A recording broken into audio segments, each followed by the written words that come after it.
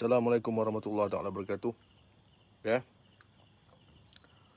Kepada semua topan-topan, ya, haters-haters, supporters-supporters yang mendoakan kami. Salut brotherhood. Apa khabar malam ni? Semua kat rumah kalau tak ada keperluan tu, duduk rumah lah. Okey. Okay, baik. Jadi sebagaimana yang dijanjikan, kita akan membincangkan tentang PKP. Ini isu yang paling panas sekarang ni. Dan sebenarnya tak ramai yang sanggup untuk bercakap secara live tentang masalah PKP ni. Kan? Banyak yang terkesan. Tetapi banyak yang cuba mendiamkan diri dan cuba seadanya lah meneruskan kehidupan dalam tempoh PKP ni. Ada yang boleh hidup. Sudah tentu ada boleh hidup. Orang kata apa? Cacing dalam batu pun boleh cari makan. Kan? Tapi tu cacing dalam batu. Kalau kita makan batu, lain cerita. So kadang-kadang orang kata kata-kata lama ni kena difikirkan balik kalau kau nak guna. Terutama kena pada diri dan keluarga sendiri. Mana yang kerja kerajaan tu ada duit apa tu? Yang ada duit gaji setiap bulan kan, pencen pun dah dijamin. Itu tak apa kan. Mungkin kata-kata itu banyak diorang pakai lah. Cacing dalam batu pun boleh hidup. Kan? Tag, share, like. Waalaikumsalam warahmatullahi daripada Muar Nohana. Okey, jadi kita akan cuba membincangkan perkara ini secara terbuka sebab ini isu baru. Dia sebenarnya bukan isu baru. Virus ni sebenarnya bukan isu baru dalam dunia ni. Okey. Virus ni sebenarnya pernah ada virus-virus sebelum COVID ni. Terutama yang SARS. SARS ni dia lebih kurang macam COVID lah. Cuma dia macam hampir sama. SARS. Yang masih belum ada lagi. Dia punya vaksin. SARS dah ada ubat ke belum? Setahu gua belum ada. Masih belum ada lagi. Dan begitu juga beberapa virus lain. Virus ni ciptaan. Dia bukan bakteria. Okay? Ciptaan manusia. Okay? Tag, share, like. Boleh beritahu apa pendapat korang. Nanti gua baca. Mana yang sempat gua baca. Apa pendapat korang tentang PKP yang disebabkan oleh virus COVID ni? Bismillahirrahmanirrahim. Hari ni minum teh. Nanti gua beritahu kenapa gua minum teh. Okey, jadi sebelum tu gua nak tanya korang, apa pendapat korang tentang PKP? Okey? Tak okey? Biasa je? Atau macam mana? Untuk pengetahuan korang, di Western Australia, semenjak hari Ahad pun kerajaan mereka telah mengenakan PKP. Kerajaan Australia juga telah mengenakan PKP di Western Australia. Tempat partner gua duduk sana lah. Jadi bukan Malaysia saja kena PKP. Di luar negara pun kena PKP. Tetapi di Western Australia baru satu kes. Di Perth baru satu kes. Itu pun kena pada security guard yang menjaga di pusat kuarantin, di hotel yang menjadi pusat kuarantin. Seorang guard dah kena. Jadi PKP diorang adalah selama 5 hari yang bermula hari Ahad. Okay? Baru kena. Western Australia baru kena. So kepada Brotherhood Australia, terutama yang di Perth, stay home. Okay? Stay home. Sebab benda tu baru bermula. Okay. Tak okey lah. Ada yang jawab tak okey . So MBJB kasih peniaga pakaian buka, kedai emas boleh buka. Dibandingkan antara sektor industri . Ada industri yang boleh buka, ada industri yang tak boleh buka. Nampak macam sedikit tidak adil kan? Samalah dengan isu kawas. Pusat pameran kenderaan boleh buka, pasaraya boleh buka, lagi berimpit. Tetapi pusat cucian kawas yang mana kebanyakannya ada membuat perkhidmatan nanomist ataupun perkhidmatan nyah kuman, tetapi tidak diizinkan untuk buka. Okay? Sedangkan MITI telah memberikan keizinan, tetapi MKN mengatakan sebaliknya. Itu menimbulkan orang kata pelbagai reaksi yang berbeza-beza kita dapat daripada orang ramai. Terutamanya lah yang terkesan lah, iaitu pemilik-pemilik kawas. Banyak pemilik kawas inbox gua. Big Brothers Bike Detailing, Flashan Car Wash, ada baru tadi satu lagi car wash, ya. Banyak pemilik car wash yang telah menyatakan bahawa perlu dikaji semula, sebab industri car wash ni adalah sebagai satu pusat hentian untuk nyah kuman. Ada point. They have point. Okay. So, sebenarnya isu PKP di Malaysia ni dah bermula daripada tahun lepas. Ya. Tahun lepas pun dah ada PKP. Cuma sekarang ni kemudian PKP, kemudian PKPB, kan. Ada yang PKPP, kan. Ada yang kena PKPD, kan. Kemudian kita seluruh Malaysia sekarang ni PKP balik, kan. Jadi, walaupun PKP kali ini tidaklah seketat yang pertama, tetapi banyak juga industri yang masih terkesan. Sebagai contohnya, nombor satu car wash lah. Itu antara yang kita kaji. Car wash. Apa lagi? Pusat latihan memandu. Pusat latihan memandu pun terkesan.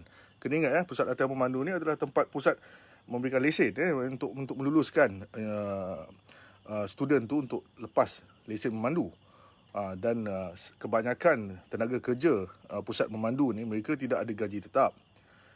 Mereka ini sebenarnya dibayar seperti mesti allowance. Datang ada kerja, bayar gaji. So, ini termasuklah kerja-kerja kebanyakan mereka yang bekerja on daily basis. Seperti part time, yang bekerja terutama Foodpanda, Grab, e-hailing, yang orang kata tidak mempunyai pekerjaan yang tetap lah, yang tidak ada caruman dan sebagainya. Nah, ini merangkumi jumlah yang besar. Jumlah yang besar di Malaysia ni. Bukan kecil anak ni, diorang ni banyak. Jadi, apa pendapat korang? Okey. MKN dan MITI tidak sehaluan. Bagaimana jadi begitu, hairan bin ajaib. Betul? Setuju? Muhammad Akif, saya pun dah macam kurang percaya dengan COVID. Makin hari makin mengarut. Wah, dia dah tak percaya pula. Ada yang tak percaya. Sehingga ada sekarang ni, ada kes bunuh diri. Ada kes bunuh diri. Kita tahu ada salah seorang pemilik car wash berbangsa Cina di area Kelang. Dia baru invest on car wash. Baru invest, tutup. Dia bunuh diri. Itu yang kita dapat tahulah. Lala Move pun terkesan. Banyak terkesan. Gua nak dengar pendapat gua. Please write something. Waalaikumsalam. Izon. Hari ni gua nak baca sikit korang punya pendapat. Kalau PKP macam tahun lepas, perintah berkurung, confirm 2-3 minggu dah settle, kes turun. Okey. Dia sebenarnya isu kes turun atau naik ni is very subjektif. Kita kena faham. Kes statistik ni berdasarkan apa tindakan orang. Membuat swab test dan sebagainya. Apa yang dalam mereka mendapat perintah untuk membuat swab test di sini, test di sini, mungkin secara private pergi. Daripada itu mereka mendapat statistik. So, sama ada kes naik atau turun, pada hakikat sebenar dia adalah berdasarkan kepada mereka yang pergi swab test. Kalau tak pergi, you are not in the statistic, walaupun kau ada. Walaupun kau pembawa. Okey? Itu bukan anggaran. Okey? Kebanyakan mereka tak pergi pun. Ada yang lari. Ada yang demam tapi mereka tak pergi sebab betul juga cakap diorang. Gue pernah dengar ada orang beritahu gue, dia rasa macam badan dia tak sihat, dia ada batuk. Okay, it can be biasa, demam biasa. Okay, tapi kebanyakan mereka yang ada simptom-simptom macam ni, kebanyakan tak nak pergi pun sebab apa? Diorang beritahu gue, Lando, buat apa pergi mana tu? Buat apa pergi? Okay, swab test kalau private kena bayar beribu. Kalau yang government punya gue tak tahulah berapa. Mungkin 200-300 kan. Harga dia gue tak tahu. Tolong beritahu gue. Okay. So, kalau swab test, dengan anak bini semua kena swab test, cocok sana, cocok sini, sekarang ni nak masuk jubur pula, dengarnya masuk jubur, kan? Jadi, kalau swab test sekalipun, katakan dia kata, okey, awak positif, okey. Apa ubat dia? Tak ada ubat. So, in the end, family akan diasingkan, pergi Maep ke, pergi mana-mana ke, hanya kuarantin. Dekat Maep pun tak ada ubat, Seperti mana saudara Yusof Hazmi. Yusof Hazmi pernah beritahu gua, dia pernah kena. Yusof Hazmi pernah kena tahan. Dia bercakap, Lando, tak ada ubat pun. Doktor cuma bagi Panadol. Dia bagi Panadol saja. Kecuali kalau dah melarat betul, tak boleh bernafas, dan dia akan bagi mesin. Okey? Tetapi itu banyak benda lah, banyak cerita kat situ. Okey. So ada ubat ke kalau lepas buat swab test? Tak ada kan. Vaksin yang Malaysia akan dapat pun, vaksin itu sebagai satu preventative method. Vaksin itu sebagai preventative method, bukan ubat. Kena ingat tu. Ubat masih tidak ada lagi. Okay? Sama je dengan SARS dan penyakit virus yang lain. Cuma kita kena sedar, apa bezanya COVID di dalam dunia kesan dia ni? Kenapa terlalu sampai the whole world is like gelabah titik. Faham gelabah titik? Gelabah titik. Mana lelaki-lelaki bajang kat sini, tahulah masuk gelabah titik. Ya. Nampak titik sikit. Itu gelabah titik. Ya, tak pernah nampak. Ya. Now, isu gelabah titik disebabkan oleh COVID ni, sebenarnya sebab kita semua kebanyakannya tak pernah melalui era zaman virus. Walaupun mungkin pernah kena virus. Tetapi the whole world affected by the virus tidak pernah. Kemudian apa yang lebih memburukkan adalah persepsi yang timbul daripada zaman komunikasi yang terlalu meluas sekarang ni. Okay? Kita ada media sosial yang sangat meluas. Okay? Kerajaan pun kena fikir juga. Diorang pun kena fikir juga. Benda ni akan dibincangkan dalam platform media sosial. Yeah? Pendapat-pendapat ramai. Jadi kerajaan, mana-mana kerajaan dalam dunia ni pun, dia akan affected by the rakyat punya conversation dalam platform media sosial. Sebab media sosial ada satu saluran komunikasi yang sangat-sangat penting sekarang. Kan? Kau hilang handphone setengah jam pun kau dah pening kepala. Betul tak? Sebab saluran media sosial adalah satu platform yang sangat penting sekarang. So apabila orang bercakap-cakap dalam media sosial, so kerajaan sure nak tahu apa masalah dia. Betul tak? So kadang-kadang keputusan-keputusan ni sebenarnya adalah diambil nombor satu, for sure untuk rakyat. For sure untuk kesihatan rakyat. Tetapi pada peringkat apa? Kita kena faham pada peringkat apa. Right? Adakah perlu PKP sampai bila-bila? Sebab dia tidak ada state sebenarnya sampai bila PKP. Dia bagi tempoh 2 minggu. Tetapi sampai bila? Dan kemudian apakah bantuan kerajaan kepada orang yang affected? Itu pun penting juga. Bukan setakat mengarahkan, okey kita stop kita lockdown. Kita lockdown ni. Demi rakyat supaya rakyat sihat, kita jaga kesihatan rakyat, kita lockdown.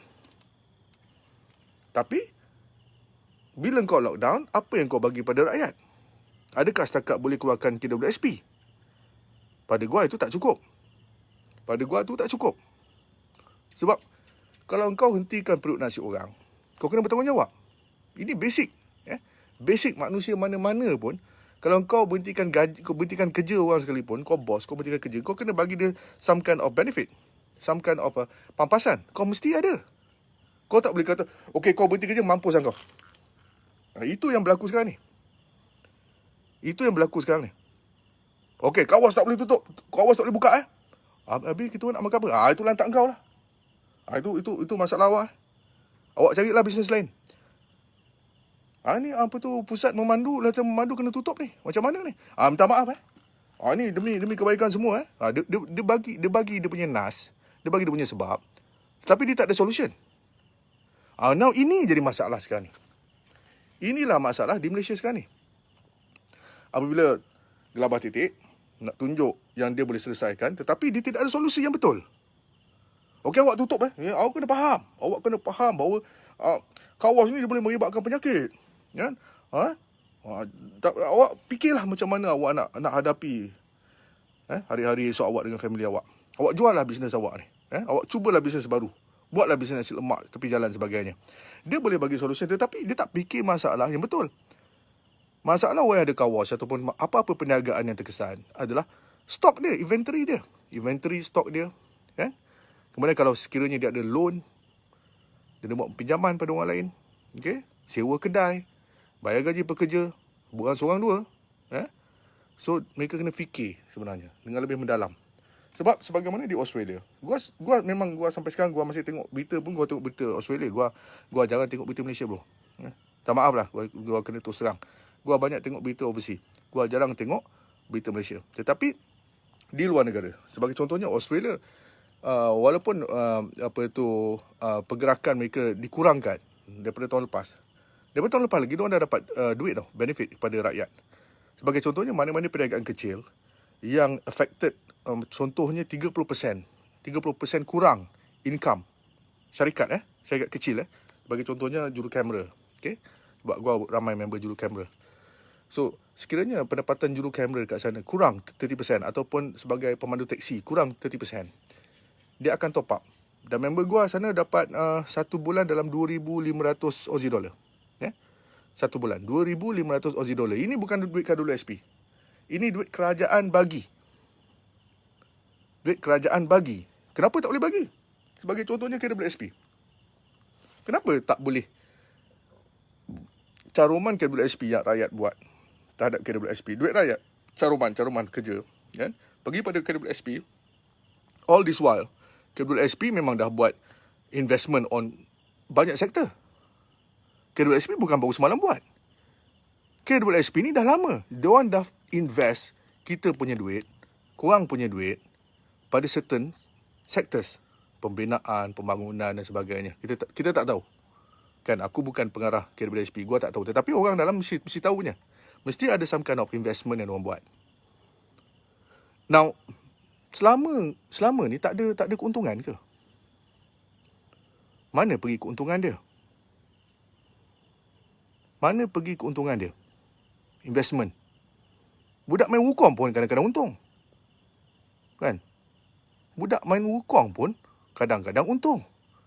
KWSP takkan tak ada satu pun untung daripada dulu sampai sekarang. Think about it.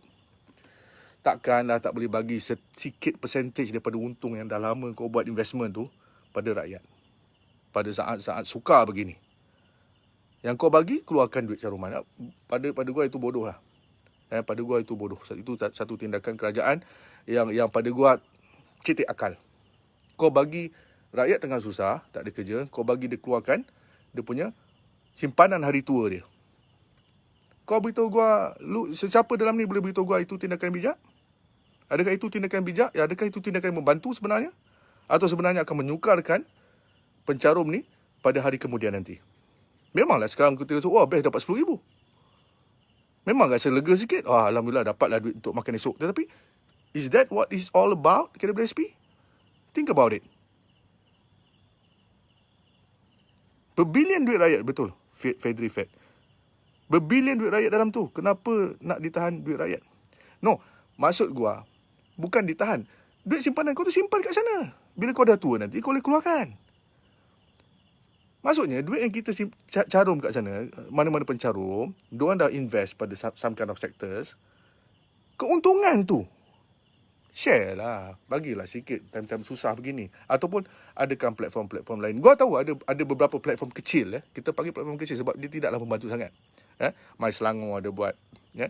Di BKL ada buat. Kata mempermudahkan urusan lah. But that is not enough. Because we need cash. We need cash to buy food. We need cash to buy pampers. We need cash to pay rental. Setakat moratorium semua tu, itu sebenarnya benda-benda kecil sebenarnya. Memang membantu, tetapi pada gua tak cukup. Kalau kau suruh orang stop kerja, kau kena standby bagi dia duit. Itu basic, bro. Itu basic. Okay, tak apa. Ada orang bersetuju, ada orang tak bersetuju, is fine.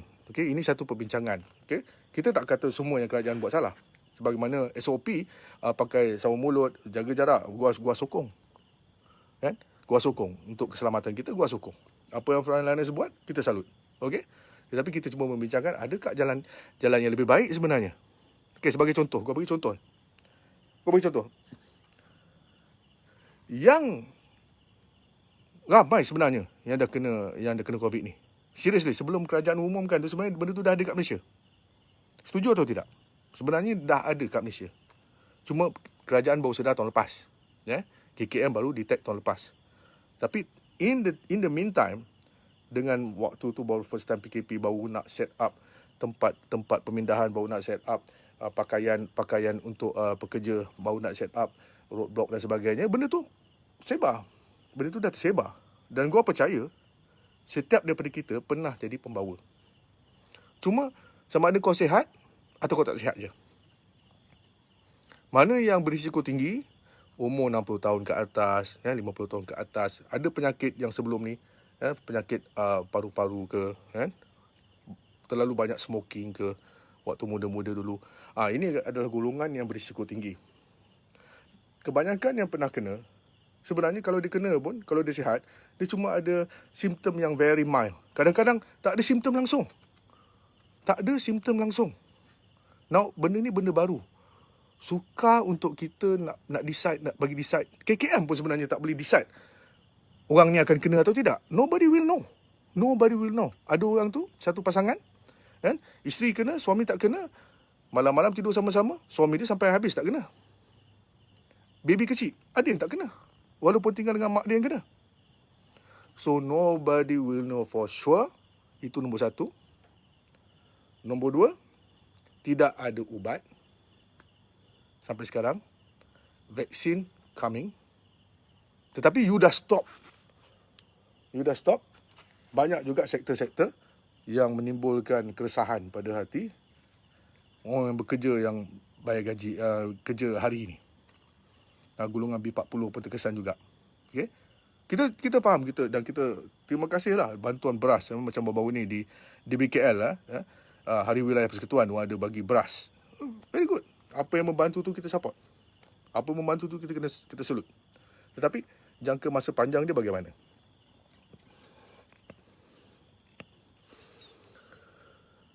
Okey, daripada Hector bro, bukankah lebih baik bagi satu rumah 1,000 dan total lockdown sebulan?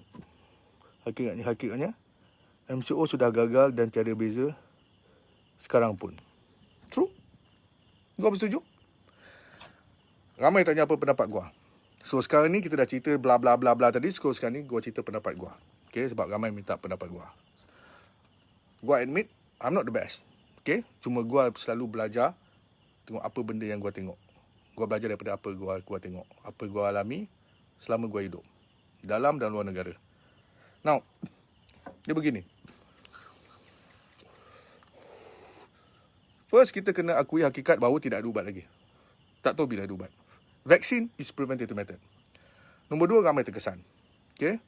Nombor tiga, tidak ada siapa tahu, kalau tak swab test, tak tahu sama ada dia kena atau tidak, dan kebanyakan sudah pun menjadi pembawa. Tetapi mereka okey sebab imun diorang okey, diorang masih muda, paru-paru masih sihat dan sebagainya. Kalau gua rasa macam sesak sikit, gua ambil vape, pakai watt tinggi,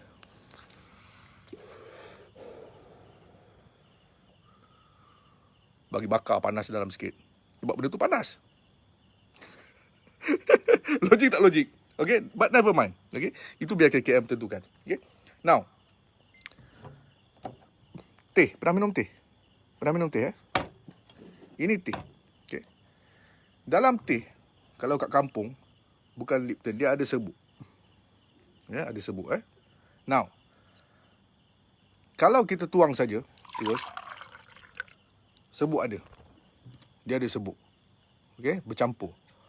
Tetapi, adakah air teh yang berserbuk ni tidak boleh diminum? Boleh minum. Boleh minum. Ada serbuk bawah, tapi boleh minum. Tapi ramai orang tak suka serbuk. Ramai orang takut dengan serbuk. Selalu dihisap, minum. Sampai hujung-hujung ditinggalkan. Ditinggalkan serbuk tu. Okay, ni perumpamaan.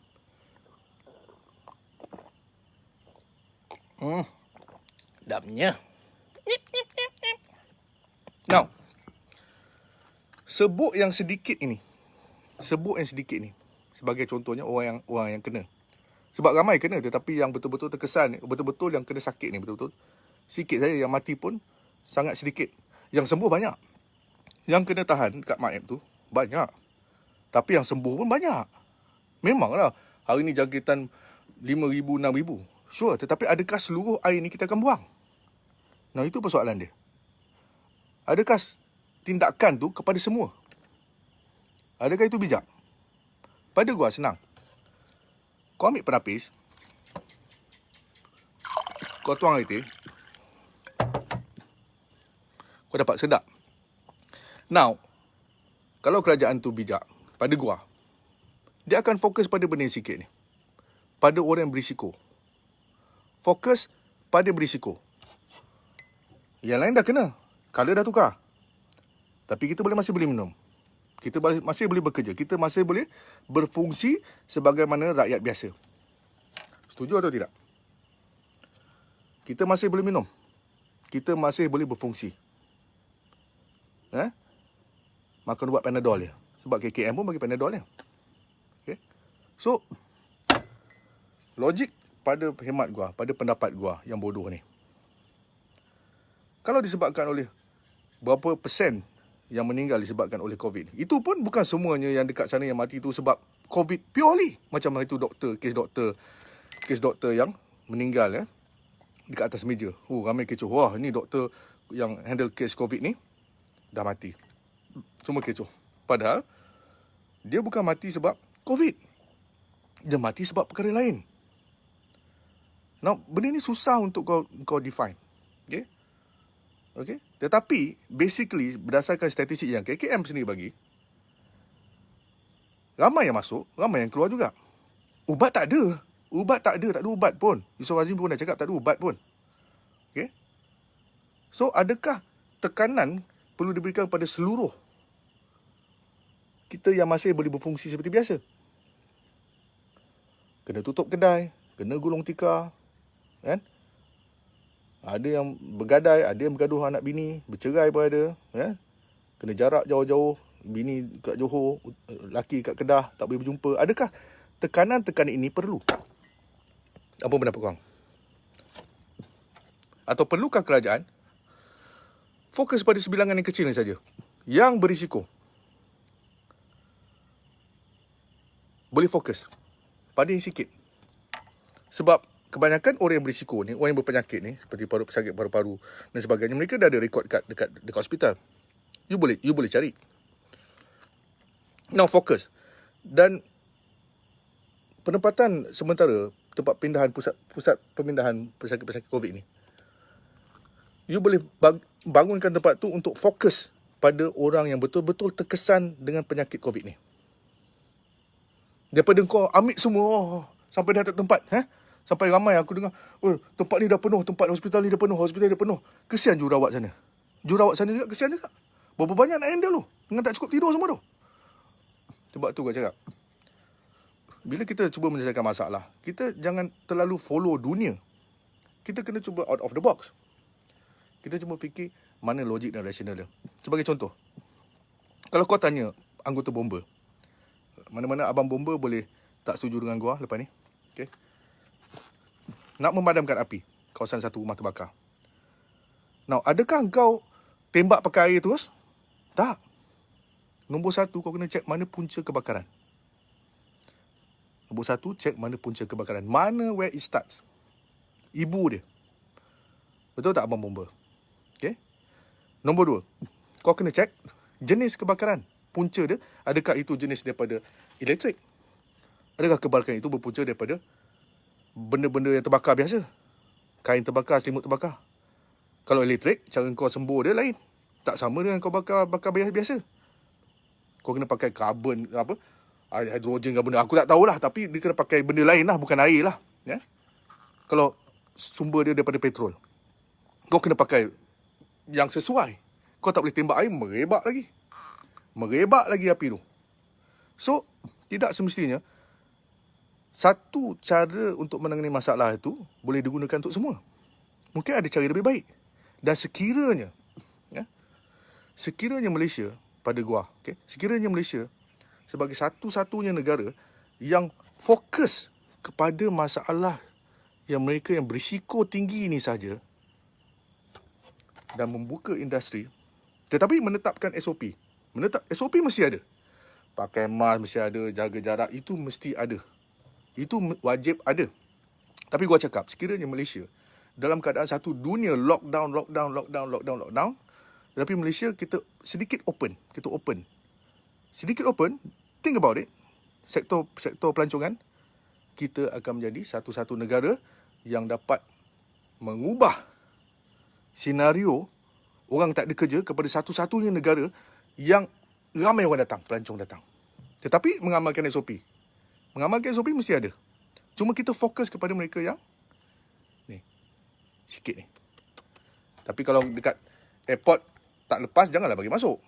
Kan? Cek juga. Buat macam biasalah. Ada cek suhu. Kan? Sebelum datang ke Malaysia, ambil swab test kat negara diorang. Bukan kita cover cost. Kalau duduk masuk kat Malaysia, kalau mereka ada ni, letak diorang dekat hotel dan sebagainya, letak kat pusat pemindahan dan sebagainya. I mean, think about it. Daripada kita ambil sekap jarang semua orang menjadi tidak berfungsi. Sekarang ni walaupun shopping kompleks dah buka, gua pergi semalam, gua lalu dekat Times Square.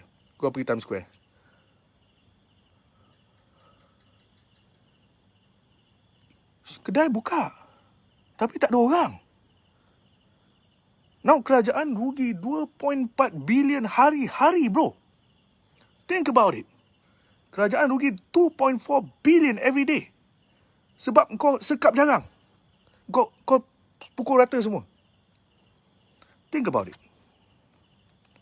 Fokus pada yang masalah berisiko tinggi.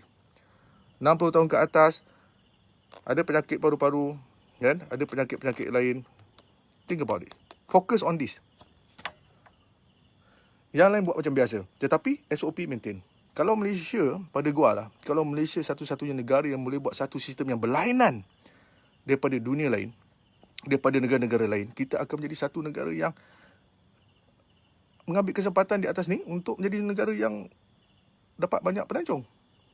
Pada gua, dan pelancongan akan membuka banyak sektor-sektor lagi, pekerjaan, okey?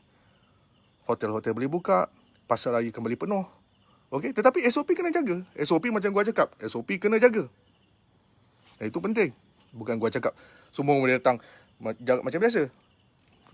Betul? Okey, gua nak dengar sedikit pendapat korang.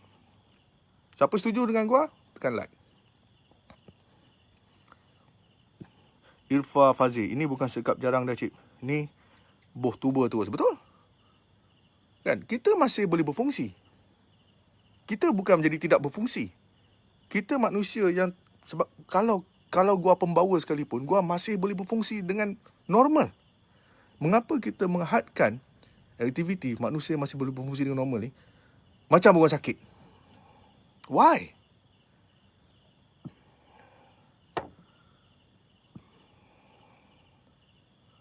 Okay, kita baca sikit daripada Adi Black Cover.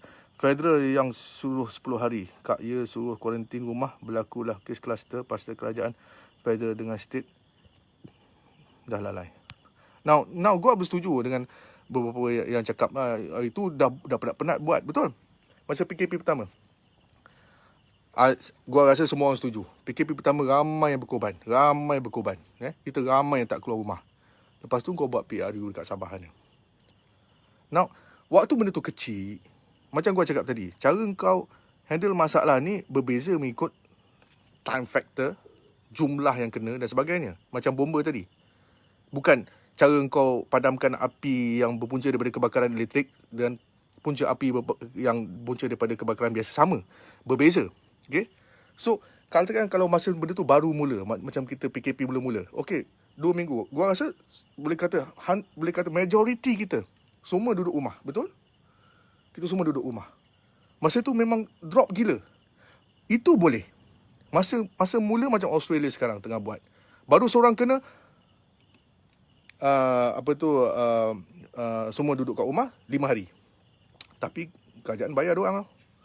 Pendapatan korang 30% kerajaan bayar tau. Bukan macam Malaysia tau. Tanggung sendiri tau. Now, what do you think about it?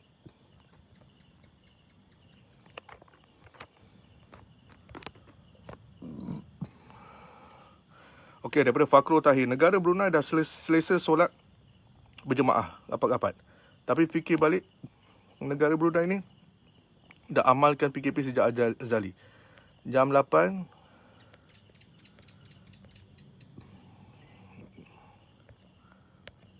phone gua ni tak boleh baca apa habis, sorry. Hafizal Zulkarnain. Tu belum kes yang tak berdaftar under KKM lagi demi keuntungan syarikat. Nampak. Banyak, bro. Daripada Syabil Aish, bagaimana dengan SOP di masjid atau surau cik lama sangat ni tak sembahyang Jumaat? Betul? Nampak tak? Kau pukul rata semua. Orang yang sihat. Even pembawa. Mereka masih boleh berfungsi. Kan?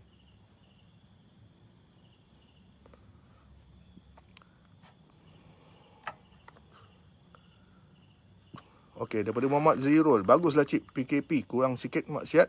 Arah apa semua. Setuju. In Australia pun nightclub tutup. Setuju. Ada juga kebaikan dia. Why not? Betul. Kau setuju.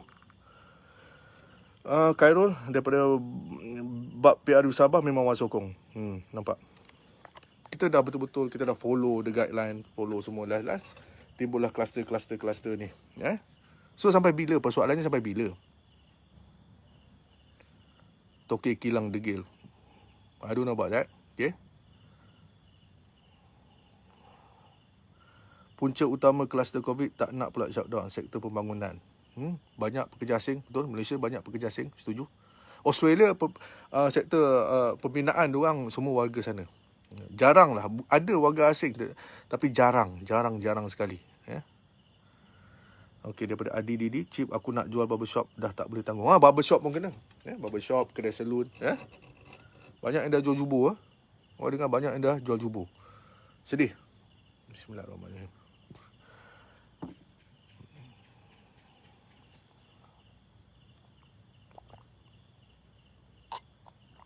Betul. PKP pertama orang ikut SOP. Punca lepas PRU. Buat doang juga.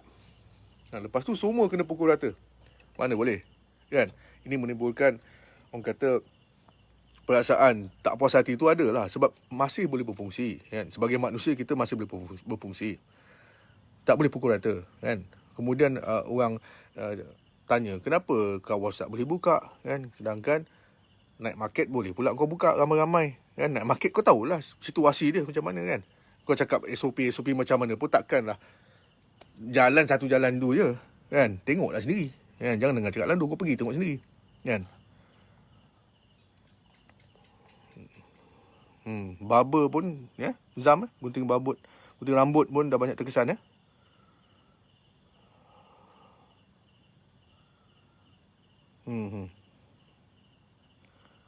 Orang yang demam dibantai COVID. Yang sesama dibantai COVID. Laki bini tidur sebantal. Betul, benda ni susah. Sebenarnya kita tak boleh 100% salahkan kerajaan pun, macam gua cakap. Sebab benda ni first time. Dan kemudian, bukan first time. Virus ni dah pernah ada banyak dah. Tetapi ini first time. Kemudian diburukkan lagi dengan perbualan-perbualan media sosial. Yang gua pasti sebagai kerajaan, diorang pun risau juga apa dalam media sosial cakap. Kan? Sebab dia akan memberi kesan image kepada diorang. Tetapi kita nak tindakan yang lebih sesuai. Itu saja. Alright? Ya. Saya suka idea yang fokus buat geng berisiko tinggi. Ibarat semua. Betul lah. Fokus pada geng berisiko tinggi. Supaya nombor satu, kita lebih target. Target untuk pulihkan mereka yang berisiko tinggi. Nombor dua, hospital-hospital lebih relax sikit, okey? Relax sikit. Fokus pada mereka yang ada berpenyakit saja, bukan semua orang kau sumbat kat situ, kan? Semua sumbat kat situ, lepas tu tak buat apa-apa, kan? Betul, kawas banyak terkesan. Rakyat merasakan pengorbanan selama ni sia-sia. Betul, setuju. Betul. Sebab PKP pertama tu ramai yang ada berkorban. Letih jaga roadblock chip. Tak ada function pun sebenarnya roadblock. Semua ada surat, ada kebenaran. Anggota tu. Tapi tak apa. Tugas tetap tugas. Dan gua nak menyatakan salut gua 100% kepada anggota frontliners yang jaga roadblock. Sebab mereka ni sangat-sangat membantulah. Walaupun dia lah betul lah dia kata kan. Semua ada surat. Kan? Lalu semua ada surat. Entah betul ke tidak kadang-kadang. Nak cek satu-satu mampus jam. Betul juga tu. Betul, logiknya kita cakap boleh. Kan? Kerajaan ni cakap boleh. Kau try lah jaga jalan, jaga roadblock. Try suruh Pak Menteri tu. Suruh Pak Menteri yang suruh cek satu-satu, jaga jalan.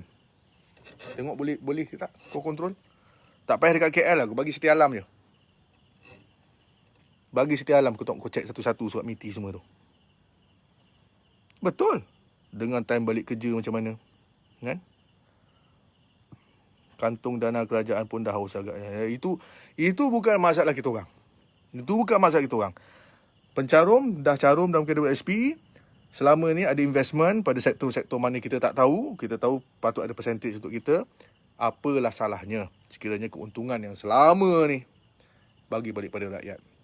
Dan bukan sekadar bagi kelulusan untuk keluarkan KWSP. Sebab gua masih percaya sampai bila-bila bahawa duit caruman korang tu sebenarnya untuk kegunaan korang pada hari tua. Bukan pada saat macam ni. Saat macam ni sepatutnya kerajaan boleh fikir benda yang lebih baik. Benda yang lebih baik. Amin, fikirlah Amin. Fikirlah, benda ni simple bro. Takkan orang tengah susah engkau yang sudah berhenti. Masalahnya engkau yang menyebabkan orang tu tak ada kerja. Lepas tu kau nak suruh dia pakai duit hari tua dia. Bodoh ke apa? Bodoh ke? Bodoh. Kalau kau decide orang tu tak boleh bekerja, kan? Akibat kau punya arahan, kan? Yang sekarang ni pun kelang kabut. MITI cakap lain, MKN cakap lain. Adakah kau tidak ada perasaan bertanggungjawab pada orang-orang ni? Dia ada perasaan tanggungjawab lah. Bagilah something. Alright, macam Australia, diorang bagi. Kalau perniagaan kau kurang 30% untung daripada sebelum PKP, dia akan bagi 2,500. Member gua dapat 2,500 Aussie dollar. 2,500 Aussie dollar. Yelah, duduk rumah pun bukannya spending sangat kan. Kecuali lah kau main Lazada, Shopee banyak. Okey, itu saja daripada gua, Alan Zawi. Benda ni open. Kita tidak ada decision apa-apa. Cuma kita meluahkan sedikit kerisauan dan kebimbangan kita. Sampai bila benda ni? Sampai bila? Sampai bila? Dan kemudian seharusnya pada gua, kerajaan memberikan fokus kepada yang berisiko. Yang lain-lain ni masih boleh berfungsi macam biasa. Jangan orang kata sia-siakan.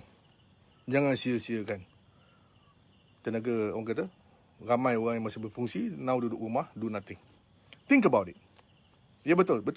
Kita boleh cari jalan lain. Sure boleh. Semua orang cakap tak apalah, ni bisnes kau tak boleh, kau carilah bisnes lain. Cakap mudah. Orang tu dah invest banyak on inventory, on stock, on gaji pekerja, on rental. Kau boleh tanggung? Kalau boleh tanggung, silakan. Kalau boleh tanggung, silakan. Do as you wish. Kalau boleh tanggung. Kalau pandai bebel saja, cakap saja macam pandai, tapi lu tak boleh tanggung, lu kena fikir bila lu mati nanti, mereka yang terkesan ni, lu kena jawab nanti. Dekat sana.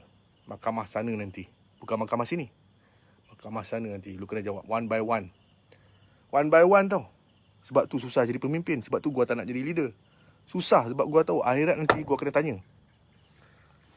Setiap tindak tanduk kita dalam dunia ni, terutama sebagai pemimpin, kita akan dipersoalkan. Bukan soal as a whole, seorang-seorang. Masa kau nak mati, masa kau mati nanti, kat sana nanti, datanglah Pak Maun, datang awak yang buat saya ni. Datanglah Mak Milah datang. Datanglah ni siapa. Semua datang one by one. Mampus kau.